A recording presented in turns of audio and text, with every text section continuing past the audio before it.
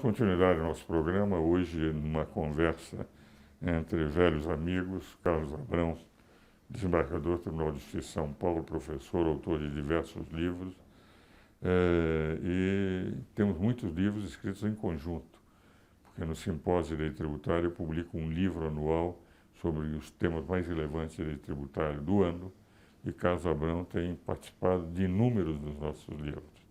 Como eu faço em todos os programas, Carlos, eu entrego um livro. Nós, pelo Conselho Superior de Direito da FEComércio, decidimos, nesse ano de 2017, editar um livro com conselheiros, e coordenou também o meu filho e mais 3 tributaristas, Edson Fernandes, André Correia e o Luiz Antônio Flora. Nós coordenamos esses 5, um livro para comemorar os 50 anos da eficácia do Código, Sim. que entrou em vigor em 1º de janeiro ganhou eficácia em 1º de janeiro de 1967, analisando os principais aspectos ainda polêmicos que estão sendo discutidos. E lhe ofereço aqui. Muito honrado aí com o trabalho. Tá certo. Eu acho que a expressão feliz naquela época do Becker, do manicômio tributário, hoje transformou o Brasil num verdadeiro manicômio, né? Que as pessoas não se entendem, as pessoas estão radicalizando as coisas, e a jurisprudência ela tem grande dificuldade na interpretação do direito tributário, principalmente no Superior Tribunal de Justiça, onde as teses voltam e vêm, e também no Supremo Tribunal Federal. Eu acho que a grande dificuldade que nós temos de todo o empresariado quando a gente conversa é exatamente ter uma jurisprudência tributária que dê estabilidade e uma definitividade das decisões. Você sabe, Carlos, eu examinei o Gilmar Mendes, o Humberto Ávila, o Eros Grau e o Paulo Aires, o chefe de gabinete do Gilmar Mendes, do ministro Gilmar Mendes, na Universidade de São Paulo, tese de doutoramento. Sim. E ele defendia uma tese interessantíssima, que o Supremo não conformou ainda uma jurisprudência que dê tranquilidade sobre o direito tributário. Mostrando, por exemplo, Carlos, você é tributarista também, qual é o conceito do Supremo definido de contribuições? Nós não temos. Prescrição e decadência ainda temos decisões que vão, enfim... Prescrição retroativa, redirecionamento da execução fiscal, responsabilidade tributária por sucessão. Então, quer dizer, na prática, apesar do Código fazer 50 anos de eficácia e nunca teve um dispositivo sido considerado constitucional, nós não temos. Então, o Luciano defendeu essa tese. Eu achei inteiramente de acordo. E o Gilmar e o Eros Grau disseram, não, mas nós temos o delineamento. Eu disse, não, nós não temos. E ele publicou o livro dele, que vale a pena ser lido, o livro do Luciano Fux, que é o chefe de gabinete, a tese de doutoramento, porque ele mostra que, infelizmente, em matéria de direito tributário, nós temos uma jurisprudência que não garante. Uma vez eu tentei na Suprema Corte, no Supremo Tribunal Federal, o seguinte, cara, o Supremo tinha um conceito de aproveitamento de créditos nas isenções. Depois mudou, dizendo que não poderia aproveitar crédito nenhum, apesar da isenção excluir a obrigação, mas não o crédito, eles proibiram. Então, todos os trânsitos em julgados baseados, a Advocacia Geral da União entrou com ação dizendo o seguinte, com rescisórias, nós vamos rever todos os trânsitos julgados.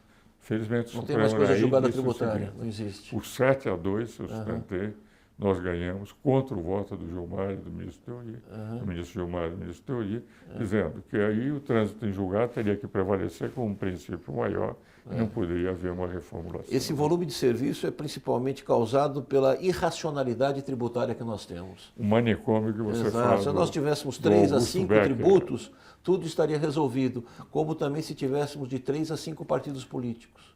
Nós temos tudo em abundância, mas essa quantidade não demonstra qualidade. Isso é verdade. Então nós temos uma falha gravíssima do legislador e tributações em estados que não são coerentes com os outros, aí passa tudo pelo CONFAS, não aprova, e cada município faz uma tributação diferente. Só ter uma ideia, em termos de legislação municipal, 65% das eleições municipais são inconstitucionais. Então nós teremos que criar uma escola política para que esses que são eleitos vereadores, deputados federais, senadores, e que nunca tiveram essa experiência, primeiro aprendessem a legislar. Não, isso é verdade. O Everardo Marcel tinha essa frase: o legislador deveria ter essa delicadeza com o cidadão que deve cumprir a lei e fazer com que a lei seja inteligível. Exatamente. Porque realmente, às vezes, os conflitos... E é interessante esse dado que você apresenta, Carlos, que eu considero extremamente importante. Quando o Alfredo Augusto Becker utilizou na Teoria Geral do Direito Tributário, eu estou dizendo isso em 1961 ou 62, expressão unicômio tributário, o sistema ainda era racional. Sim, era racional. Hoje a irracionalidade é absoluta. Mas ele fez um exercício de futurologia brilhante. Quase que profético. Já adivinhou o que ia acontecer no país. Já era atrapalhado. Basta dizer que o código veio para solucionar. E o que o legislador, mas hoje é muito pior. O que o legislador não faz de forma correta, clara, o executivo termina por confundir ainda mais. Com portarias, resoluções e outras instruções normativas que são absurdamente não interpretativas. Que é impressionante. Como a função da receita é obter receita e como as contas nunca batem, o que ocorre? Eles não respeitam a lei também. Não. Então, portarias, soluções de consultas, etc. Querem a quebra do sigilo fiscal a qualquer custo. A qualquer custo. E lembro o Konrad Hess, aquele filósofo alemão, que dizia: a necessidade não conhece princípios. Exato. Não conhece princípios. E o Brasil é o único país do mundo que a propriedade é tributada 3 vezes. Você paga imposto municipal, você paga imposto estadual na transmissão e quando vende, e você paga o imposto federal se tem um lucro imobiliário. Isso não acontece em nenhum país do mundo. Isso é verdade. É um absurdo. Então a propriedade aqui virou um inimigo. Mas isso que você disse também há pouco me parece importante. Uma reforma tributária, se nós apenas simplificássemos a legislação, numa primeira etapa, sem reduzir o nível da carga, só simplificando, o custo seria incomensuravelmente menor para as empresas, que não teriam que gastar uma legião de recursos para atender a todas as obrigações. E, por outro lado, com o tempo se poderia reduzir o nível da carga, porque é evidente que uma parte do nosso custo tributário é para sustentar a máquina. Veja o seguinte, Carlos, pelo Conselho Superior de Direito da FEComércio, que eu presido há 28 anos, o que nós fizemos?